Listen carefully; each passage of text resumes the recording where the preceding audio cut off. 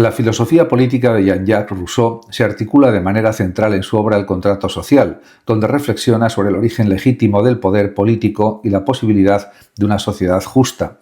Rousseau parte de una visión distinta a la de Hobbes sobre el ser humano en el estado de naturaleza. Para él, los individuos son originalmente libres, iguales y compasivos, guiados por el amor propio moderado y la piedad natural.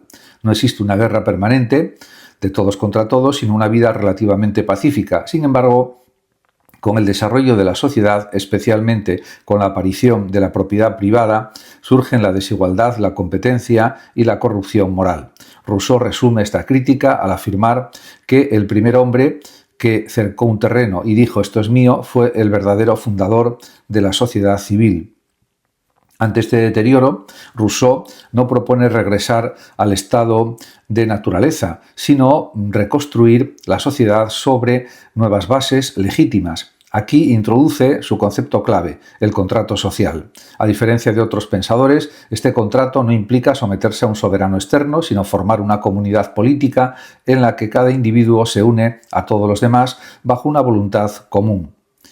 De este modo, esta voluntad común es la voluntad general, uno de los conceptos más importantes de su pensamiento político. No se trata de la suma de intereses individuales, sino de aquello que busca el bien común. Cuando los ciudadanos participan en la elaboración de las leyes, por ejemplo, obedecen en realidad a una ley que ellos mismos han establecido como miembros del cuerpo político. Por ello, Rousseau sostiene también que la verdadera libertad no consiste en hacer lo que uno quiere, sino en obedecer a la ley que uno se ha dado a sí mismo.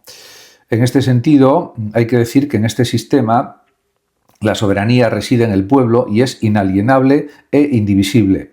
No puede ser representada completamente, lo que lleva también a Rousseau a desconfiar de la representación política tradicional. Prefiere formas de democracia directa donde los ciudadanos participen activamente en la toma de decisiones.